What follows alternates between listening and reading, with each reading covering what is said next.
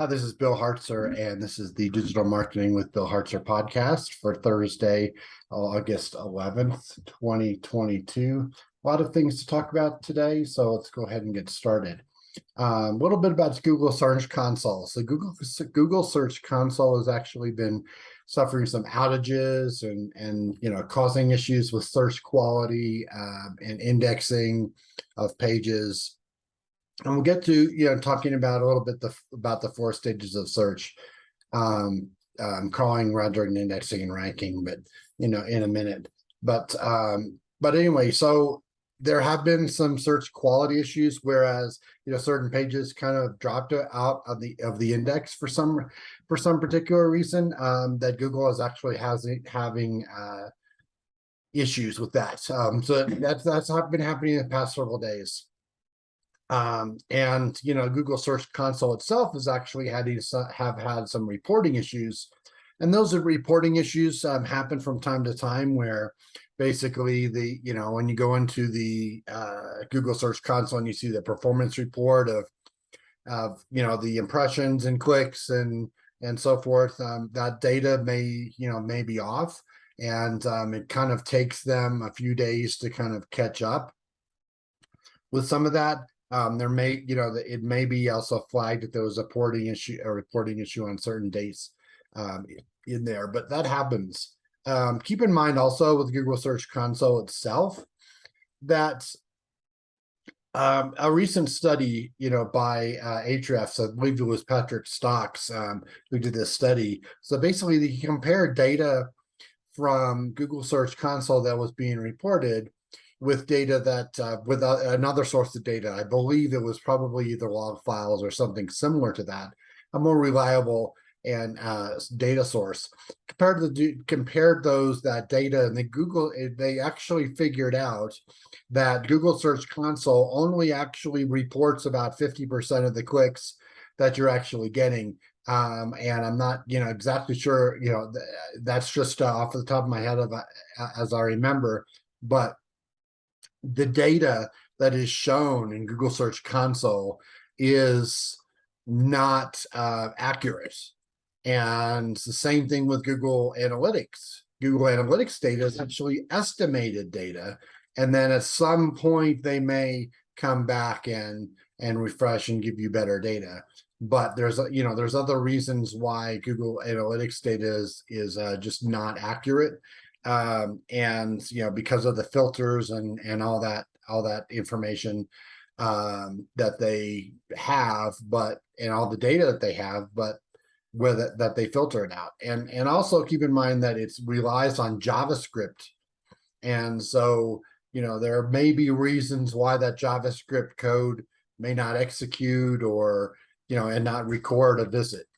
So the most accurate information is not from Google Search Console. It's not from Google Analytics. It's from your website log files, and so that's the most accurate. And I've come across this several times as an expert witness in many legal cases, and the fact of the matter is that Google Search Console data and Google Analytics data is just not accurate enough to be relied upon. Especially in when it comes down to the court of law, that it's just not as accurate enough, and especially Google Analytics data. So a little bit more information. So there was a discussion about Google Lens data and whether or not that would be included in Google Search Console. Right now we currently have organic search data, we have image search data. We have Google Discover data, and we have Google News data if you are a news website. So that is what we have. So the Google Lens data, I don't think, as I read some information about it, when some people from representatives of Google were asked, I don't think it sounded to me like they don't plan on having that data in Google Search Console anytime soon. Maybe it's they probably would give it. However, most likely it may be used, it may be on another platform. It may be data that they can't easily move from Google Lens over to Google Search Console. There's, there may be other reasons. I don't think it's a reason. I don't think that they're doing it. They're not giving us the data because, because they don't want us to have it. I think it may, there's probably more to it. So I'm seeing, we're getting, it is August, beginning of August, or almost the middle of August now. And it's time, if you haven't already, to kind of start making your plans for the fall, essentially the fall or the latest half of 2022, the conference season. And typically, before COVID, we had a lot of in-person conferences, and the fall conference season essentially starts kind of around September, and September, October and November are really heavy with in-person conferences, and they have been for years. But obviously, we all went to remote conferences and so forth, and conferences in person were essentially canceled. I'm still at this point, especially when the search and digital marketing, there's some that have come back in person, but we're not nearly as back as where we were, a year or two prior to COVID. So in-person conferences are still really suffering from attendance. And, even if it's people who, even if it's in a major city, and there, people in that city who would normally attend, frankly, they're not, they're just not going like they used to. So PubCon Vegas, conference that I've looked, that I've always looked at and look forward to, and every single year. I'm now a little closer to Vegas than I was before, as far as where my home is. But PubCon Vegas, it just didn't make sense for them. Costs are higher, and the attendance is in question. And so PubCon Vegas has been canceled for this year. The next one, that's PubCon, is going to be in Austin, Texas. I believe in February, but don't quote me on that right now. But it's going to be, not this year, but next, next year in Austin, Texas. The U.S. Search Awards are going to be in person. There is an event in Las Vegas, and an evening event in October. And so that I've always, looked forward to that, because I'm a judge on the U.S. Search Awards, have been for many years. And typically that event coincides with PubCon Las Vegas. So basically they'd have PubCon Vegas during that week, and then one of the evenings would be the U.S. Search Awards. So, and that made it convenient. There is a recent digital marketing summit. I was following somebody who was speaking at the New York Digital Marketing Summit, and overall, my impression is that they had lower attendance, even being in New York City.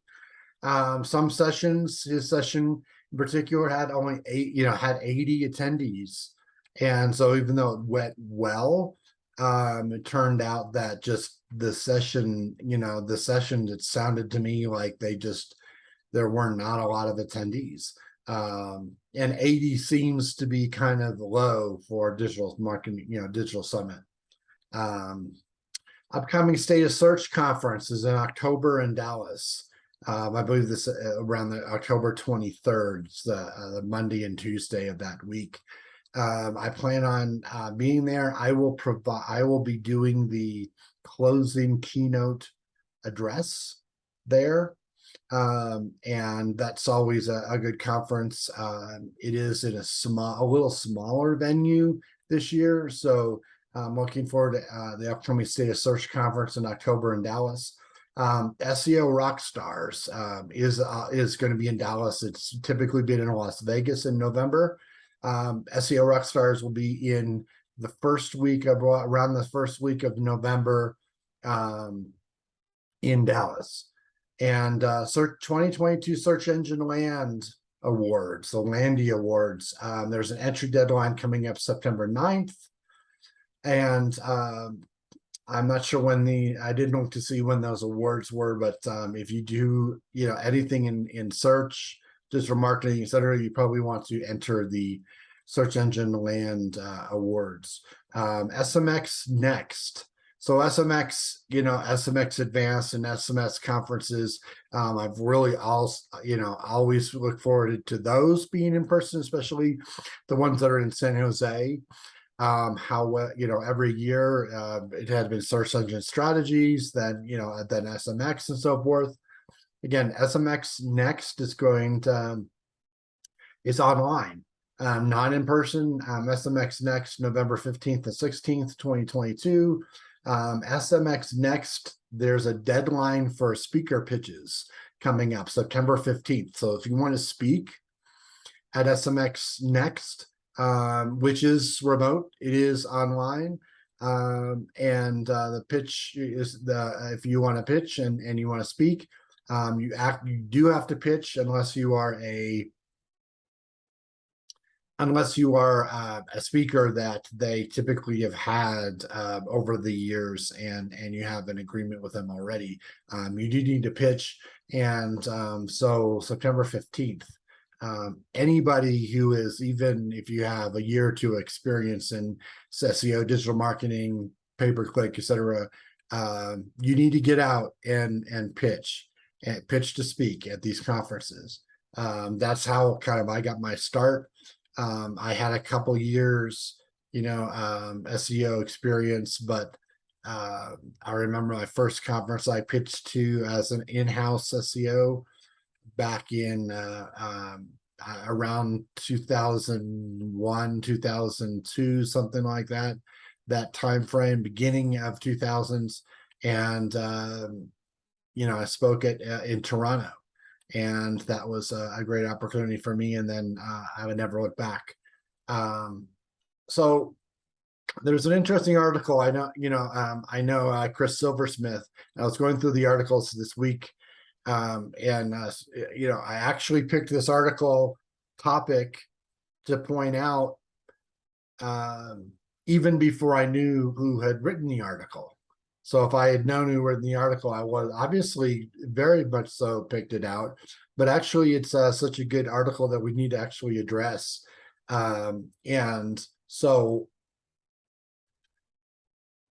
if you're an SEO, if you do any kind of digital marketing, anything, you need to understand how search works, and then how you can verify each stage of these 4 different stages of search. So the very first is crawling. And you have to have a web page or a URL for the search engines to crawl. So there has to be a unique URL.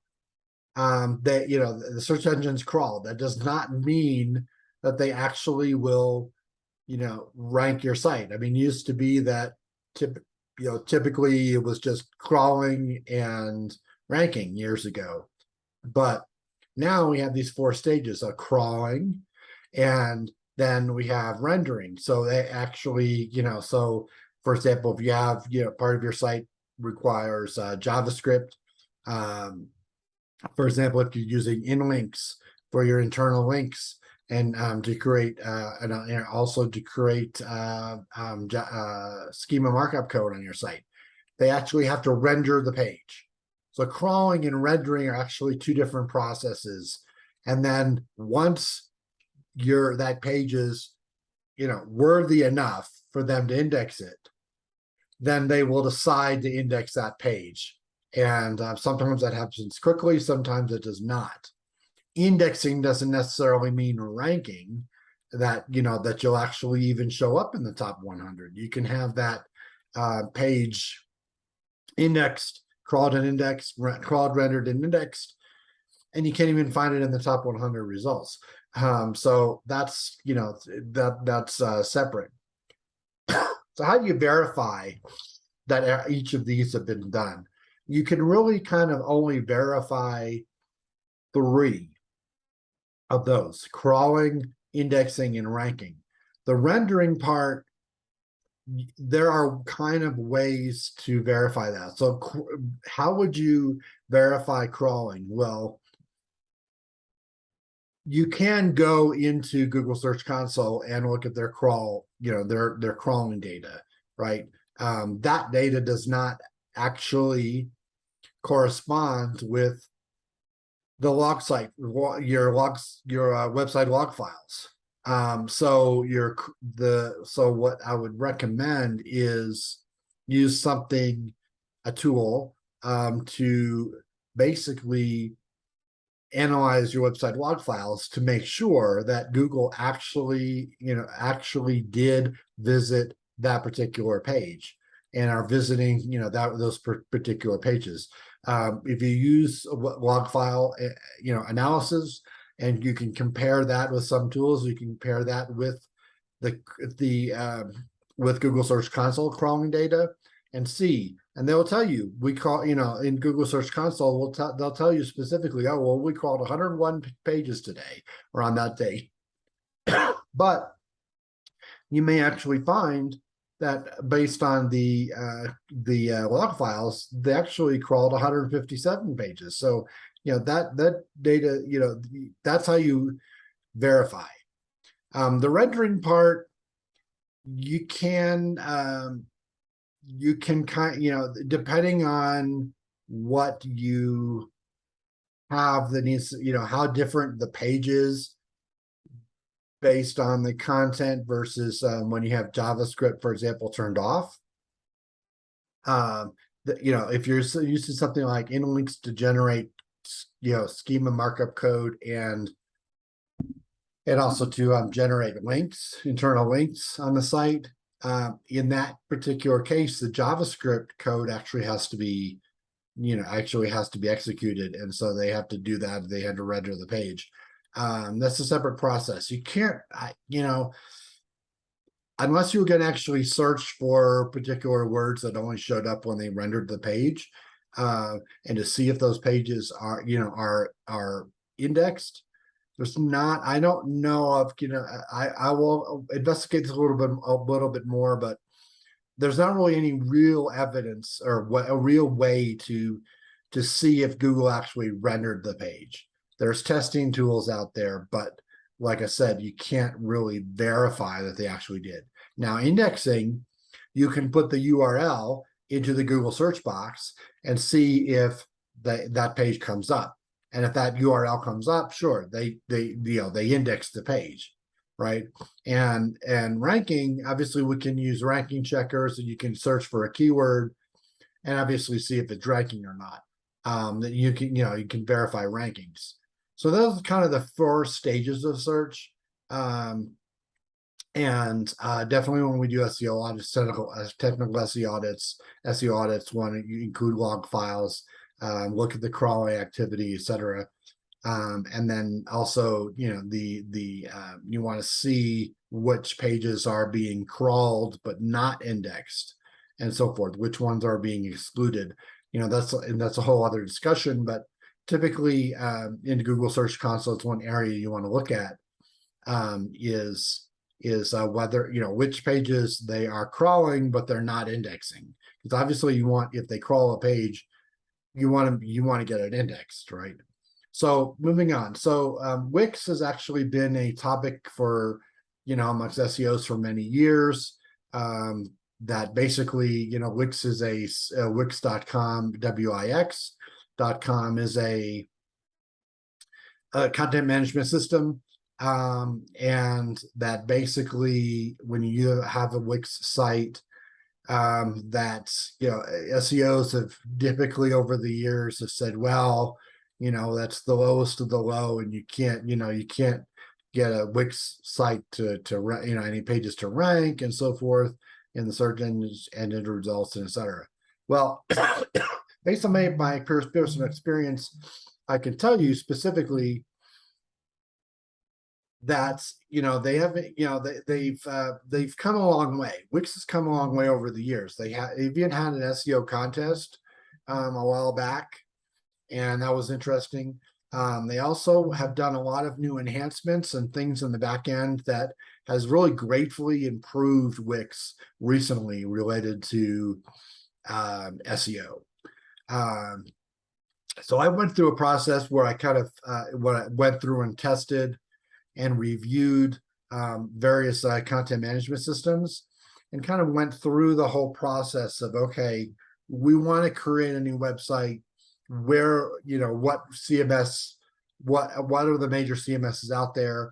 Why would we use one versus the other, and so forth. For example, my findings, if you're going to use, and my experience is also, played a part into this, is that if, for example, if you're going to use that, just have mere, e-commerce site and just only sell products, you may consider Shopify over some of the others. I looked at Wix, I looked at the features and the pricing. I looked at WordPress, the cost and whether, and the maintenance issues of having a WordPress site and maintaining those sites. And then you also have, Duda, DUDA, and then you have Squarespace and so forth. So basically, bottom line is, based on the features, the pricing, functionality, etc., Duda actually, DUDA.co, Duda actually came out on top. And I have an article, very long article coming out soon. And you can look for that if you're interested in that. If you want more information specifically about, CMSs and so forth, then let me know. Moving on. So domain names. Really, basically what have this week on domain names is that I have been hanging out in some of the clubhouse rooms related to domain names from time to time. And what I have found is a consistent hot topic, right? So people who are in the domain name industry, and they want to know more about SEO. They're particularly interested in the crawling, indexing, and ranking of particular domain names based on the TLD, based on the top level domain. And top level domain is actually, .com, .net, .org is the ending. It's the stuff to the right of the dot. Some, for example, there's, some examples are .xyz and .com, .net, .org, .co, etc. So, in fact, what I had done a while back was some actual real testing. Okay, so basically, I went ahead and bought a bunch of domain names, one with this, with the same name, random word, with different endings or different TLDs, and basically put up 25-page websites and went through the process of of getting them crawled, indexed, and ranked. And it was interesting because they all had an equal chance. And so, and there were winners in certain areas. For example, the XYZ got crawled and indexed its pages faster than any of the others. However, the .net actually ended up ranking the best after 8 months, even after 8 months. And so it's consistent. So that's kind of in the domain area, and that a lot of people have been interested in. I do have that research outlined online, and it has been published So that said, I do need to do updated testing on those, and I plan on the second half of this year to get that done. Regardless, that information is still out there, and if you have any questions, comments about that, let me know. And this has been the Digital Marketing with Bill Hartzer podcast for Thursday, August 11th, 2022. Thanks for joining me this afternoon, and we'll see you again next week.